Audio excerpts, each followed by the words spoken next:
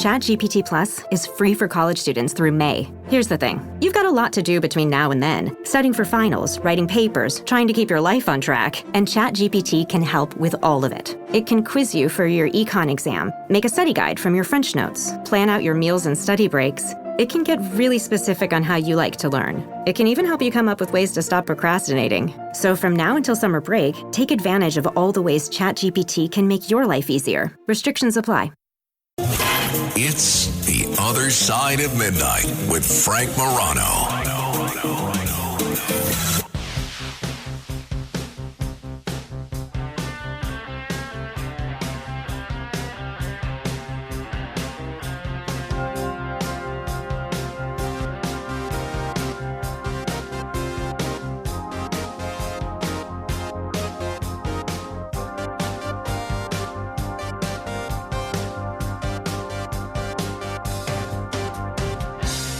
This is The Other Side of Midnight. I'm Frank Morano.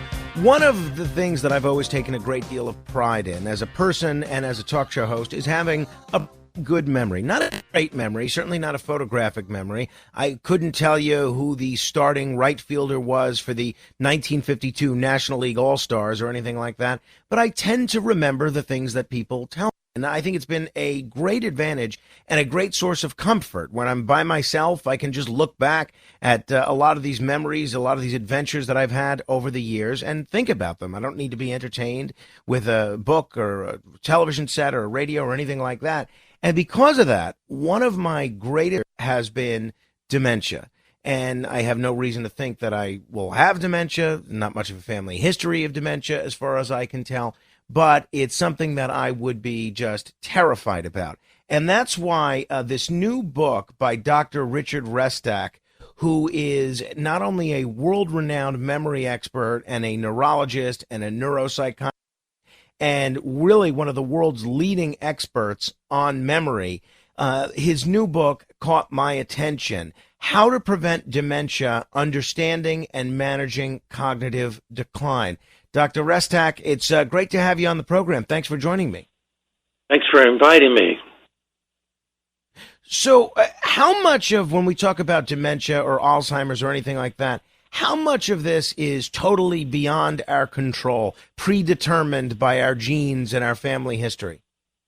That's an important point, Frank. I mean, we don't know that for sure, but we do know that the greater majority of the cases can be improved by certain processes and activities that we do. But there are some that appear to be heavy genetics.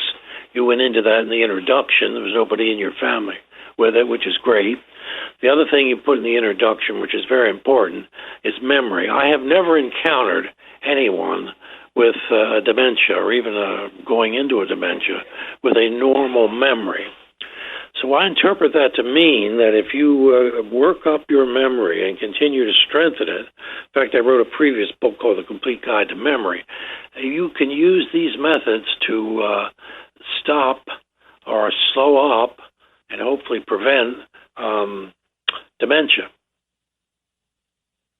Now, what if you get some sort of an affliction like Parkinson's disease? I did have a great uncle who had Parkinson's with Lewy body, and obviously his memory did decline pretty significantly, and a lot of different other aspects of his facilities.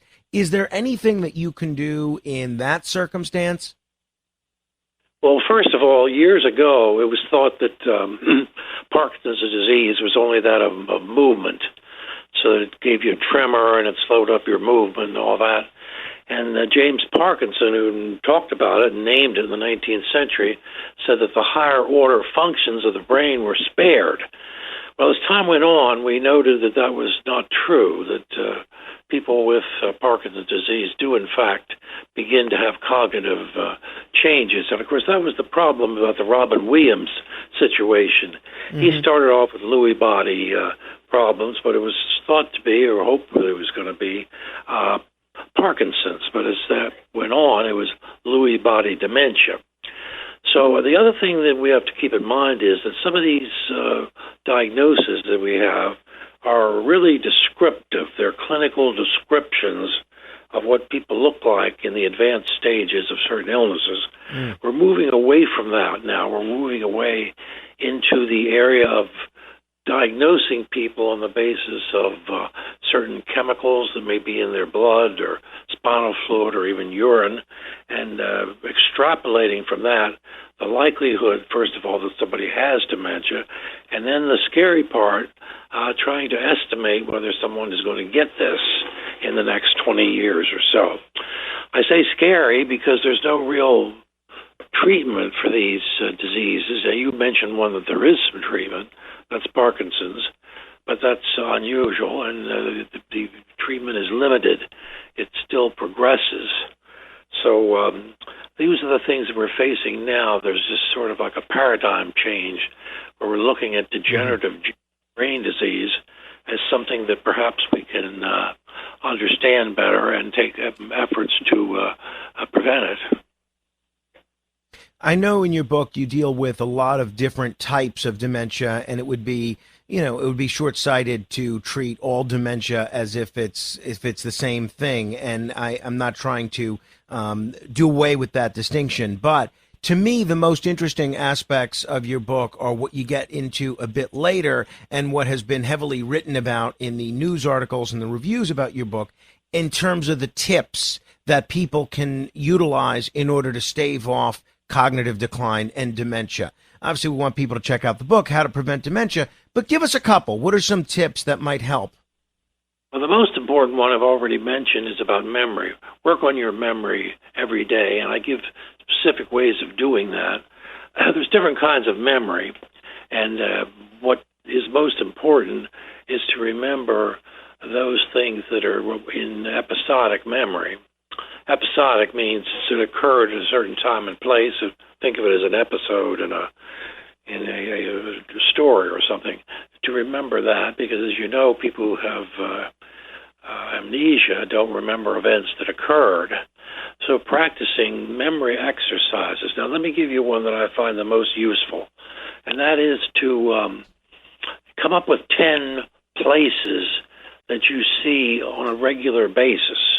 So if you walk, for instance, from the studio to a particular place for lunch or something like that, you pick out 5 or you pick out 10 things that are there every day, that you'll see them every day, and you memorize them so that you can see them in your mind. And then that will be the fulcrum or the basis for you to put things that you want to remember. So if you have a grocery list, you can break it down into putting it in front of or inside of one of these places that you've mentioned. Like in my own case, I have a list of, let's say, my home, the nearby library, a nearby coffee shop. So if I'm going to be going to remember a loaf of bread, quart of milk, and let's say some peaches, well, I look at my house in my mind and see it with a big loaf of bread coming up this chimney. And the milk would be when I go to the library, instead of looking in the window and seeing books, I would see the quarts of milk. And then finally, the peaches that I want to buy, I have this coffee shop, and I just picture it with the table, chairs outside, and a big peach on each of the chairs. So what you do is you can remember all that. You can come up with 10 items and place them on the 10 things that you have memorized. And these things you'll use over and over and over again. Now, some people say, well, how do you not wind up not getting confused? Mm-hmm. Because let's say you go to the store tomorrow with a different list. I mean, isn't one going to confuse the other? Actually, it doesn't happen. Once you have obtained the things that you're going to get, those connections disappear between what you've done. You've placed them on the memory sites. So this is one of an age-old memory ways of recalling something. It goes back to the Greeks. Just getting a picture and memorizing that picture in great detail so that you see it, and then you can see it, and then you can use that as a memory aid. That is the single biggest method that I think you can do. And that's effective not only in terms of staving off dementia, but just keeping your memory sharp in general for everybody, right? Correct. That's right. And as I said, memory is the most important part of dementia in terms of the diagnosis. All the dementias eventually, at some point, have memory difficulties. The Alzheimer's, classically, memory is the first. Other ones, they go quite a while before memory becomes affected. Some people start out with paranoia and things like that, and they remember everything only too well, but it causes them to get upset. And that's a different type of frontotemporal dementias. One of the things that you also mentioned, which I've stated that I've observed fewer and fewer people are doing, is to pay attention to what's going on. Why is that so important? That may sound trite to some, but that really is key, isn't it? Well, it is key. That's what Samuel Johnson said. The art of memory is the art of attention. If you don't pay attention, you're not going to remember anything. If you go to a cocktail party and you're still thinking of your work and things, then when you're introduced to somebody, you're not likely to really register the name. And later on, you're going to be driving home, and you say to the spouse, "Oh my gosh, I must be coming down with Alzheimer's." Well, why is that? Well, I met a couple of people, I don't remember their names. Well, because you weren't paying attention. Attention is key to the first aspect of memory, which is registration. If you don't register something, you're not going to be able to remember it. Yeah, and that's such good advice for everybody, and that's one of those things that I've noticed for a lot of folks that is just simply not being done these days. You also allude to the importance of having younger friends. Why should that make a difference? Well, I think it's important. That's one of the things I'm not terribly excited about, the concept of putting older people into positions where they're only with older people. I mean, it's true. You can keep yourself young by being around younger people and thinking a little differently, not just complaining about your physical health and listening to somebody else complain about it, but get excited about the things that excite younger people. My mother always did that. She lived to be 90-some. She always had young friends, young girls who would come visit her, and she would go to lunch with them and things like that, because she liked that, because she'd be talking to them about their boyfriends and various things, and that kept her young, I think. One of the things that gets mentioned frequently is something that I always bristle at because it's not something I get enough of doing these overnight hours, and that's sleep. Is there a magic number in terms of sleep that's going to make sure that we have a healthy brain? Well, it's tricky about sleep. You remember the story about Thomas Edison? He stated that he only slept 3 hours a night. So a reporter was interested in checking into that and went up to his laboratory about 2 o'clock in the afternoon and he wanted to do this interview. And they said, well, we can't do it now. He's napping. And they said, so then later when he started the interview, he said to him, well, first of all, I want to straighten something out. You said that you only sleep 3 hours at night and all that, but when I come up here and you're asleep in the afternoon, he said, that's how I sleep. I nap. So just because I only sleep 3 hours a night, I do napping. So napping is terrific. First of all, it consolidates memory. There's been many, many studies that show if you compare people who have just learned something and give them an opportunity to go to sleep, and somebody else who learned the same thing, but they may not be going to sleep. So in other words, you teach one person this particular information in the evening, and then they go to bed, wake up the next morning. The other ones you would teach them early in the morning. And what you show is that people who had a chance to consolidate this through sleep will have they'll perform better. So that's one of the things. I mean, sleep is very, very important. And I think people have to do what's necessary to be able to increase their sleep. Now, most people, as they get older, they sleep less. I found a way of sleeping more by being more conscious of the moving of the air, so that if I move air, it comes in through my nose and directly through my mouth. I exhale, and that's the way it should be done. While you're asleep? You train yourself to do that while you're asleep? That puts you to sleep. Ah, I see. Okay. Got it. And with how you're breathing after your sleep, it may not be that way at all. I mean, you could still be a snorer or whatever. But we're talking about getting to sleep. and that will induce sleep in people who are willing to do it. Now, go back to the nap habit. That's always takes about 2 weeks to get that established. You just lie down. The easiest time would be after lunch, and set an alarm, or tell your secretary, or tell somebody, wake me up from my couch here at half an hour. You don't want to sleep much more than half an hour, and you'll find it's very refreshing. No, absolutely. That's my experience, even without the memory or brain benefits. No doubt about it. Tell Me What Happened is a podcast series that shares dramatic stories of people helping people, and every one of them is true. These uplifting stories will fill you with hope. Listen today to Tell Me What Happened. Subtle results, still you, but with fewer lines. Botox Cosmetic, out of botulinum toxin A, is a prescription medicine used to temporarily make moderate to severe frown lines, crow's feet, and forehead lines look better in adults. Effects of Botox Cosmetic may spread hours to weeks after injection, causing serious symptoms. Alert your doctor right away as difficulty swallowing, speaking, breathing, eye problems, or muscle weakness may be a sign of a life-threatening condition. Patients with these conditions before injection are at highest risk. Don't receive Botox Cosmetic if you have a skin infection. Side effects may include allergic reactions, injection site pain, headache, eyebrow and eyelid drooping, and eyelid swelling. Allergic reactions can include rash, welts, asthma symptoms, and dizziness. Tell your doctor about medical history, muscle or nerve conditions including ALS or Lou Gehrig's disease, myasthenia gravis, or Lambert-Eaton syndrome, and medications, including botulinum toxins, as these may increase the risk of serious side effects. For full safety information, visit BotoxCosmetic.com or call 877-351-0300. See for yourself at BotoxCosmetic.com. Shopping is hard. I can never find anything in my size. I don't even know my size. I buy my clothes the same place I buy my groceries. There's a better way.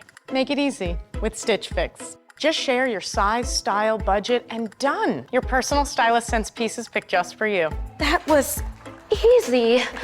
Stitch Fix. Online personal styling for everyone. Free shipping and returns. No subscription required. Get started today at StitchFix.com. Morning decisions. A creamy mocha frappuccino drink? A sweet vanilla? Maybe a smooth caramel or that white chocolate mocha. Whichever you choose, delicious coffee awaits. Start your day with bottled Starbucks Frappuccino drinks. Pick up a bottle near you wherever you buy your groceries. We're talking, if you're just tuning in, with Dr. Richard Restak. He is the author of the new book, How to Prevent Dementia, Understanding and Managing Cognitive Decline. I don't want to put you in a tough spot, because I really take issue when people who are trying to make a political point try to diagnose a political adversary, and it doesn't matter if it's on the left or the right. And I saw that a lot during a good deal of President Biden's administration, but it became clear to me, obviously a non-trained professional, in whatever engagement that I saw with President Biden having with the public, that it did seem that he was just not as sharp as he used to be. He does have moments where he's very lucid, very energetic, and very clear thinking, and then a lot of other moments where that's simply not the case. Based on what you've seen from President Biden and based on what you've heard of those around President Biden, do you have an evaluation as to his cognitive state? Well, I kind of did. I thought that he had an early Parkinson's disease with early dementia. His gait was uncertain and was halting. He tended not to blink very much, or there wasn't much movement of the facial muscles. All that goes along with Parkinson's disease. And then the hesitations and things like that. Now, you made a point a moment ago about the fact that a person can be showing a lot of signs, or at least some signs of dementia, but then you'll see them again, and they're very much alert, and you think, what was I thinking? That's actually rather common in the early signs of dementia, where a person seems to be, really sort of out of it. And then you see them later. And that's also why doctors often disagree. One general practitioner will see somebody that to him appears needs to be seen by a neurologist or psychiatrist because his thinking isn't clear and isn't consecutive and his memory isn't good. So he makes an appointment with the neurologist, and the neurologist finds that the guy's doing pretty good. Well, it's because they saw him at different times. One time he was symptomatic, And of course, we saw that too with Biden. There were times that he looked fine, seemed to speak clearly and all that. But other times there was obvious problems, like with that debate. That was probably the wake-up call for everybody. Right. Let me end with this, sir. Let's say you have a loved one that you suspect might be cognitively diminished somehow. What are the early warning signs that people should be on the lookout for? Well, as I said earlier, the memory is the most frequent thing that you see. So if somebody's not remembering things, but once again, as we talked earlier, attention is so much important. If people become preoccupied, if they're thinking about their children, or they're thinking about the upcoming vacation, or they're thinking about some problem at work, and then they're not really attending to things. And you have to attend in order to register, and you can't remember anything if you haven't registered it in your brain, in your memory center, which is originally the hippocampus. Dr. Richard Restak, his book is How to Prevent Dementia. I appreciate the time. I hope we can chat again. I hope we can. It was a very good interview. Thank you. Thank you. If you want to comment on any portion of our discussion, you can feel free to give me a call, 646-720-0635. That's 646-720-0635. This is The Other Side of Midnight. I'm Frank Morano. Straight ahead.